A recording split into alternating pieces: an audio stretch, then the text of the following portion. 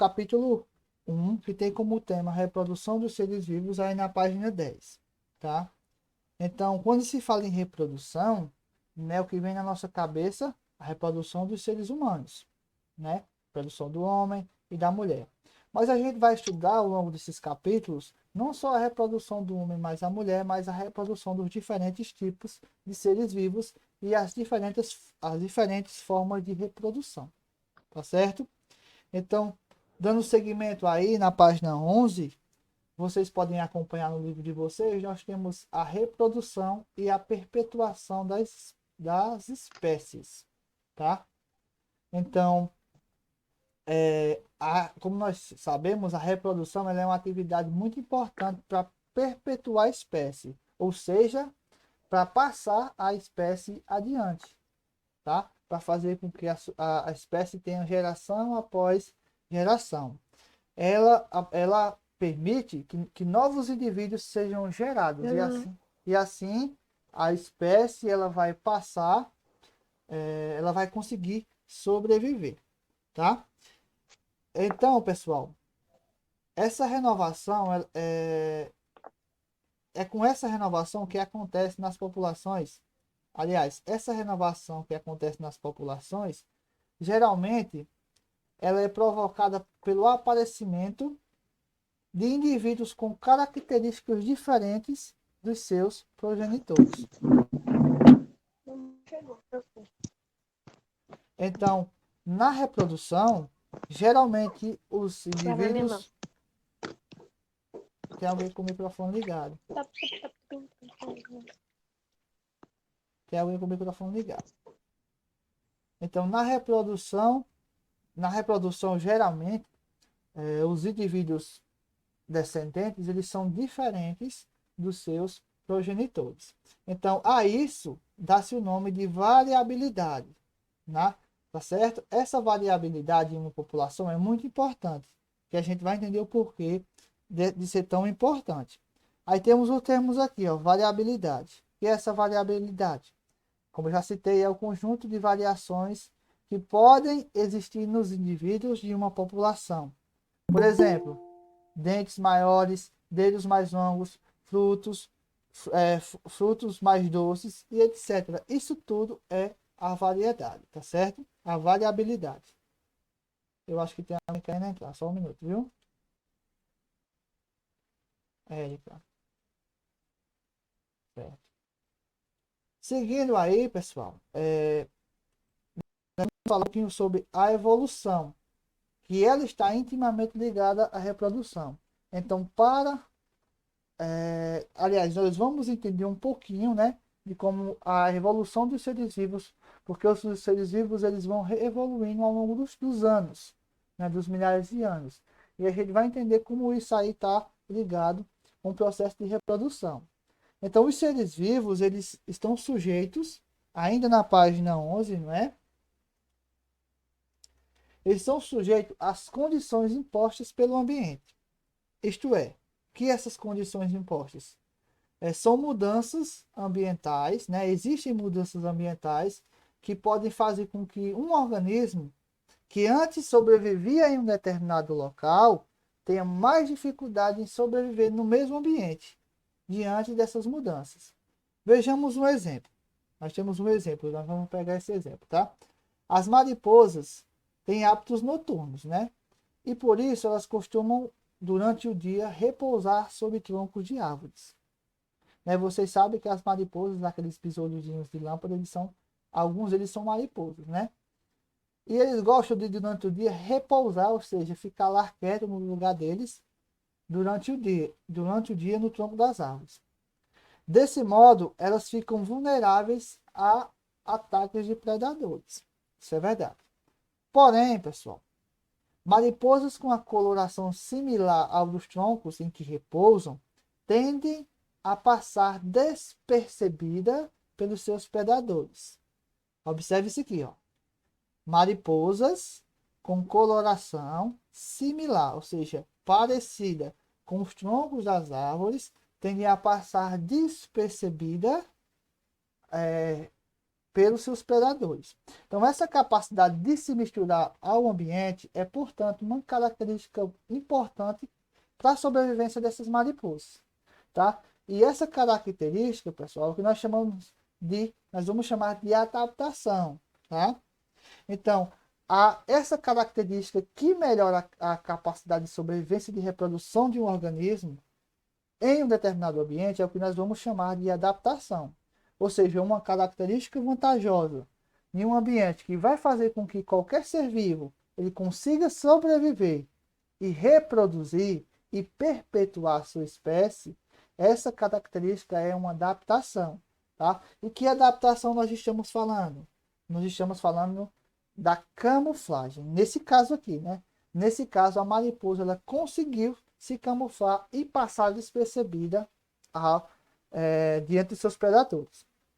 Então, essa adaptação ela pode ser evidenciada em uma estrutura do corpo, na produção de certas substâncias ou até mesmo de um tipo de comportamento, né?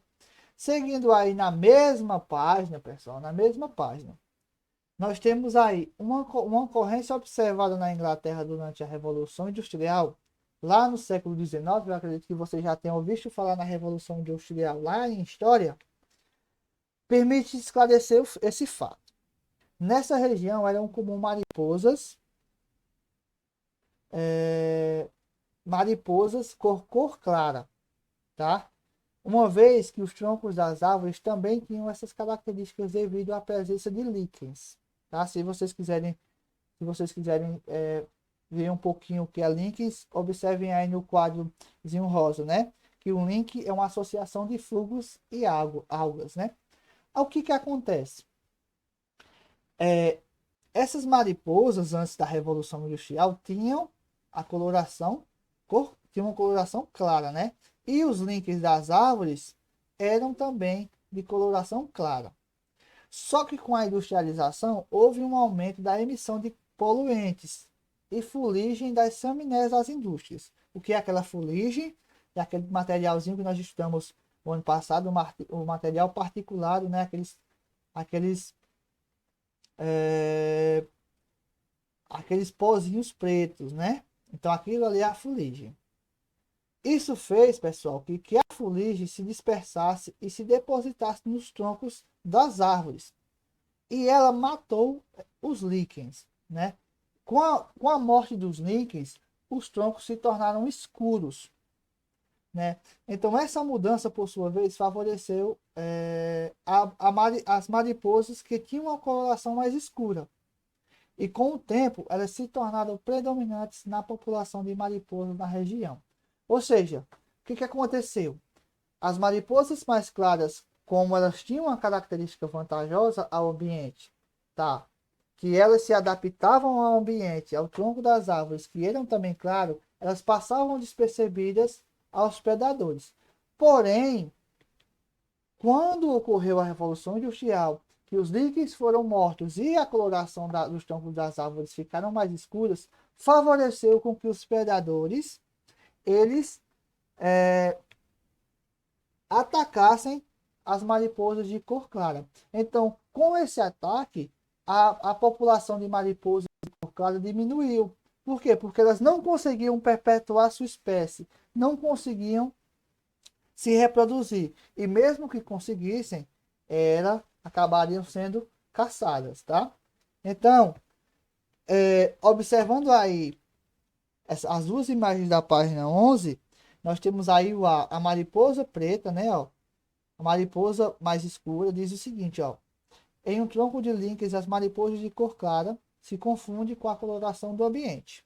Então, a gente pode observar aqui nessa imagem A, que a gente vê a mariposa mais clara e a mariposa mais escura.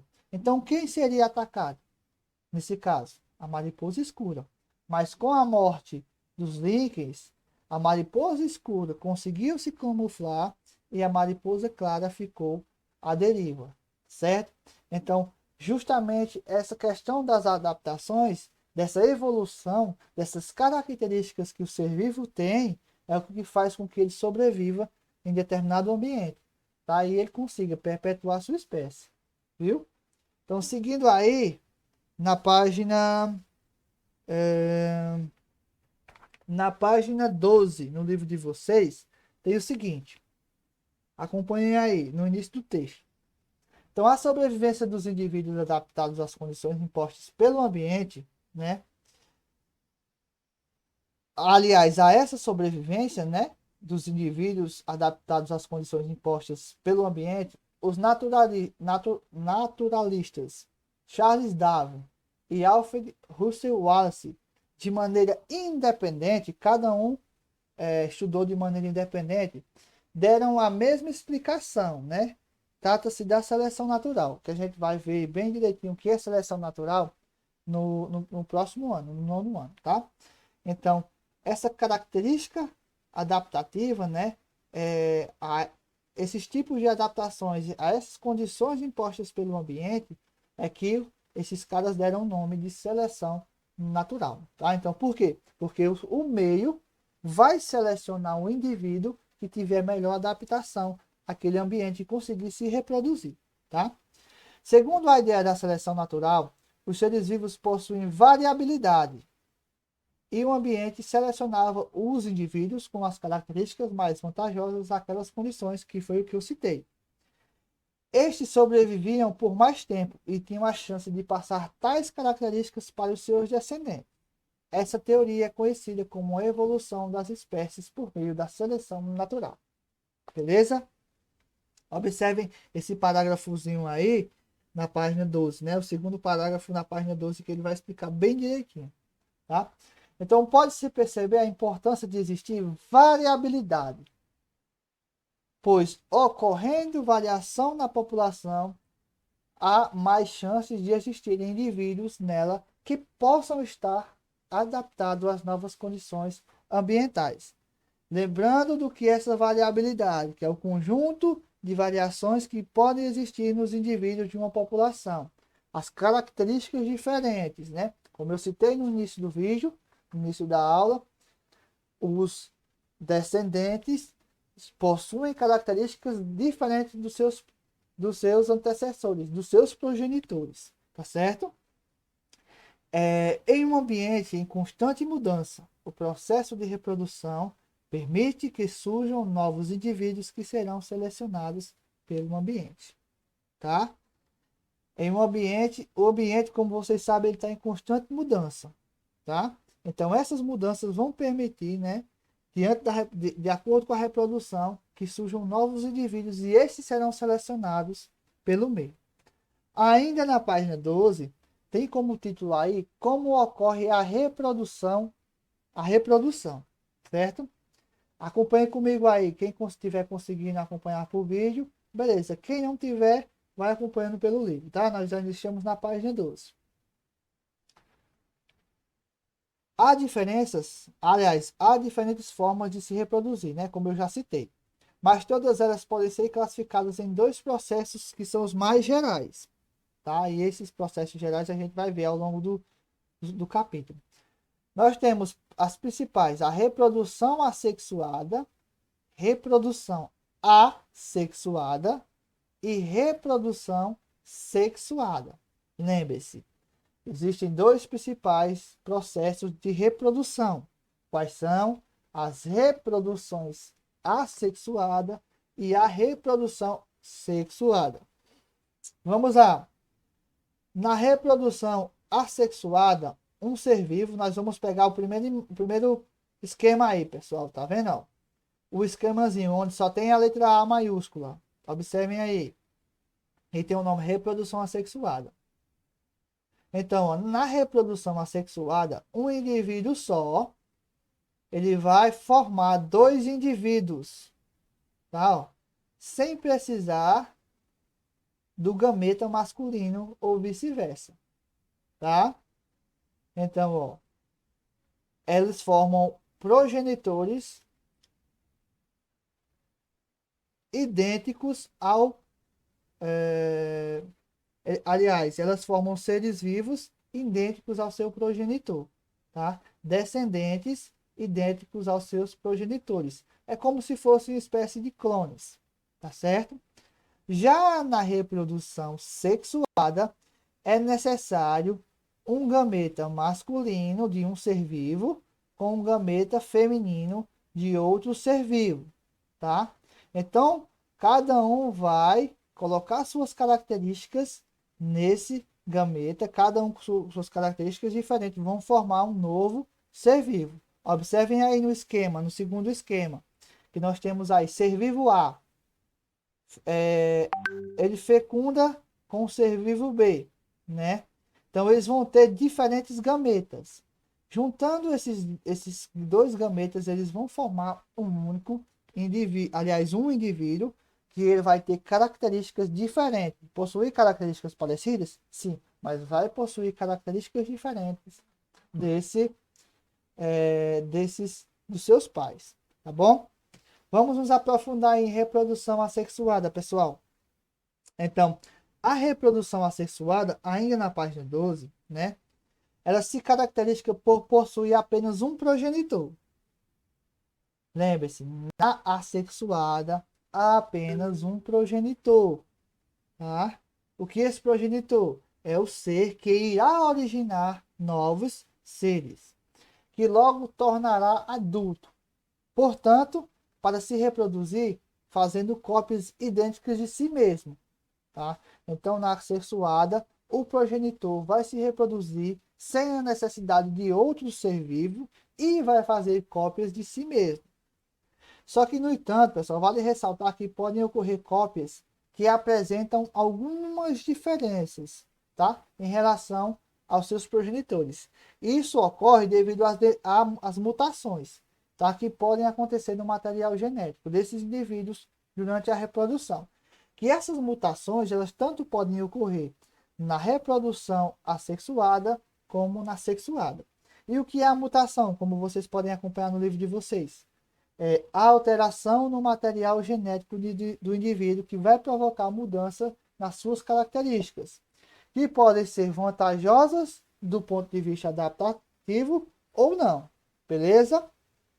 Seguindo na página 13, turma, nós temos aí, ó, na reprodução assexuada, não há presença de órgãos ou mesmo células reprodutoras ou reprodutivas especiais, como veremos em exemplos adiante. O que isso quer dizer, pessoal? Que para ocorrer, por exemplo, a reprodução do homem e da mulher, do ser humano, é necessário que haja células especiais. E quais seriam essas células especiais? É o gameta masculino, que é o espermatozoide, e o gameta feminino, que é o ovócito. Tá? Então, esses dois, eles são as células especiais. Mas na reprodução assexuada não há essas células especiais. Tá certo? Então, esse tipo de reprodução é comum em seres, em bactérias, protozoários, fungos, algas unicelulares, mas também ocorre em alguns grupos de animais, como por exemplo, os quinidários, né, que temos como exemplo as hidras, os plateumintos, que temos como exemplo as planárias, e equinodermos, que temos como exemplo as estrelas do mar. Então, todos esses grupos que a gente mencionou, eles também podem realizar reprodução sexuada, principalmente os animais. Já nas plantas, pessoal, em seu ciclo de vida ocorre uma fase tanto de reprodução sexuada, como aliás, ocorre uma fase de reprodução assexuada e outra de reprodução sexuada. E existem, pessoal, algumas formas básicas de reprodução assexuada. Quais seriam essas fases? É a fissão binária ou divisão binária, o brotamento, a gemulação e a fragmentação. Tá certo? Observem aí, ó, a fissão binária, pessoal. O que é a fissão binária? Então, a fissão binária ou divisão binária é a forma mais comum de reprodução, ainda na página 13. De reprodução em bactérias e protozoários. Como é que ela ocorre, pessoal? Nela, as células desses organismos vai sofrer uma divisão celular, formando duas células filhas idênticas à célula original da mãe. Observem na imagem aí, observe que tem uma bactéria, pessoal. Ó. Tem uma bactéria, né? E no meio da bactéria tem, digamos que o núcleo, né? O material genético, na verdade. Então, o que que acontece, ó? O material genético ele começa a se duplicar. Observem aí no livro de vocês que tem, nós temos a bactéria e dentro da bactéria tem um monte de rabisco como representando o material genético. Então ele começa a ser duplicado. Então começa a ser duplicado. Esse início de duplicação, né, vai propor também o início da divisão da parede bacteriana, ou seja, a parede na terceira imagem aí, ele já começa a se dividir, ou seja, a se repartir. Então, quando ocorre a divisão total da parede da bactéria, né, vai ocorrer em sequência a separação das duas bactérias. Então, o que que acontece aí? Ó? A bactéria ela vai se dividir em duas. O material genético dela vai se dividir em duas. Uma vai para o lado e outra vai para o outro. E essa bactéria, ela vai ser idêntica à bactéria mãe, tá? Então, se vocês observarem o relógio aí, tá certo? É muito rápido essa questão dessa reprodução, dessa divisão binária. Por isso, por exemplo, que quando ocorre alguma infecção, né? Aliás, quando você se corta e começa a inflamação e poucas horas depois já tá inflamado, é necessário que você vá ao médico devido à formação de bactéria, né? É porque esse desenvolvimento ele é muito rápido, tá? Ela se divide muito rápido. Então observe aí, ó, esquema de representação da fissão binária. Em bactérias, essa divisão pode ser extremamente rápida, a cada 20 minutos em algumas espécies, por exemplo. Então, por isso que quando você leva um corte, algo do tipo, e infecciona, né, formam-se as bactérias, elas se formam de maneira rápida, é tão rápido a infecção, né, que se você, por exemplo, se for um caso grave e você não procurar um médico, você pode até morrer devido a essa bactéria, porque elas se multiplicam rápido, né? Aí você tem que procurar um médico para tomar o que nós chamamos de antibiótico. Também nós temos, turma, o brotamento, né? Que ele vai ocorrer quando um organismo, ainda na página 13, se forma quando de um organismo se forma um novo indivíduo, o broto. Ele está preso ao seu corpo, não? Então, essa forma de reprodução ocorre em alguns animais aquáticos, como as hidras, um quinidário de água doce, tá? Então, observe aí na imagem, pessoal, que tem assim, ó, fotografia de uma hidra no processo de brotamento. Observe, né, que nas laterais dela estão saindo brotos, né? Que esse broto ele será uma nova planta, tá? Um novo ser vivo, tá? Aliás, uma nova planta não, perdão, um novo animal, né? Então, na gemulação, uma série de células se agrupam dentro de um corpo do progenitor, formando o que nós chamamos de gêmula, tá?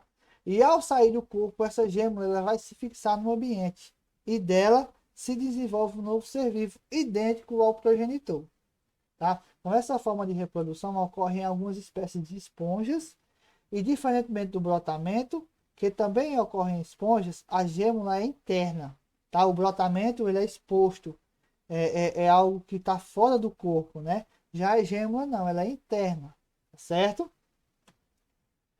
Nós temos também, turma, a fragmentação, o último tipo de reprodução assexuada. E como é essa fragmentação? Na página 14, vocês podem observar aí um animalzinho, né? Que se chama planária. Então vamos observar aí, ó.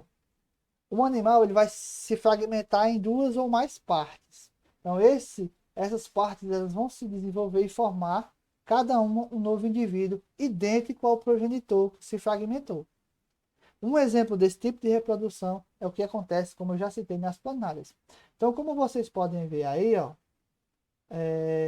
nós temos a planária, né? A progenitora. Então ela vai ocorrer o estrangulamento, ou seja, uma parte dela vai ser comprimida e ela vai se partir, tá? Então essa fragmentação significa dizer que ela vai se partir. Quando ela se parte, ela vai se tornar um indivíduo idêntico ao progenitor, né? E vai se desenvolver. Então essa é a questão da fragmentação. Como o próprio nome diz, fragmentação é o mesmo que se espedaçar, né? Se tornar um pedaço de um pedaço do outro, beleza? Para encerrar, pessoal, nós vamos falar também, na próxima aula a gente vai se aprofundar mais na reprodução sexuada. Então, o que é essa reprodução sexuada? Então, ela vai envolver a formação de novos indivíduos a partir de dois progenitores, como eu citei, né? Como a fusão, que nesse caso nós chamamos de fecundação, de duas células reprodutivas especiais, os gametas masculinos e femininos, ou as células sexuais masculinas e femininas.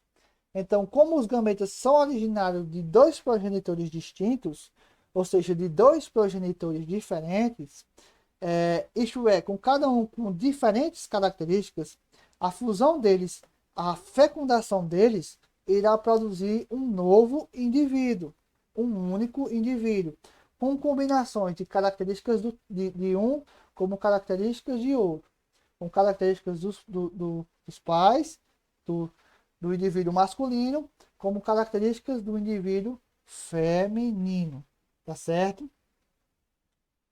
Então, a fusão desses gametas ele vai acarretar em combinações diferentes das características, como eu já citei. E essas características diferentes é que permite o aumento da variabilidade dentro de uma população. Tá? E, por sua vez, vai ampliar as chances de sobrevivência da espécie em um ambiente em constante mudança. Peguemos como exemplo os cachorros. Então, os cachorros eles são da mesma espécie. Porém, como ocorre cruzamentos de diferentes raças de cachorro, eles vão propiciar a maior variabilidade. Então, nós vamos ter características cachorros pretos, cachorros brancos, cachorros pequenos, cachorros vermelhos, cachorros com pelo alto, cachorros com pelo baixo, cachorros que não vão ter pelo nenhum, quase, né, entre aspas, né? Então, isso é o que nós chamamos de variabilidade, não é assim? Então, esse cruzamento de espécies diferentes, aliás, de indivíduos com características diferentes, é o que vai fazer com que surjam indivíduos com características diferentes, dos seus pais. Beleza? Então, nós temos um termo aí, ó. A reprodução sexuada leva a uma maior variabilidade em uma população. Já falei sobre isso. O que permite a evolução de formas diversas, né? Que essas formas são selecionadas naturalmente pelo ambiente. Então, a forma mais comum de representação sexuada é a bissexual ou biparental, né? Mas existem também em animais o hermafroditismo e a partenogênese, que a gente vai estudar nas próximas aulas. Então, em plantas, a reprodução sexuada envolve gametas formados em órgãos reprodutores masculinos e femininos. Observação: nas plantas também vai ocorrer a reprodução, tanto a, a reprodução assexuada como a reprodução sexuada. E nas plantas também nós vamos ter lá os órgãos reprodutores masculinos da planta e os órgãos reprodutores femininos da planta, tá? Então, essa planta, ela possui o mesmo, aliás, isto é, em uma planta que possui o mesmo os órgãos reprodutores masculinos e femininos, pode se auto-reproduzir, tá? Então, pode acontecer de uma planta ela conseguir se auto-reproduzir, porém são casos raros. Por isso que a gente vai entender direitinho. Por isso que existe a questão da polinização, porque ela vai também propiciar essa variabilidade genética também, tá certo? Então, turma, por fim, nós encerramos as nossas aulas, tá certo?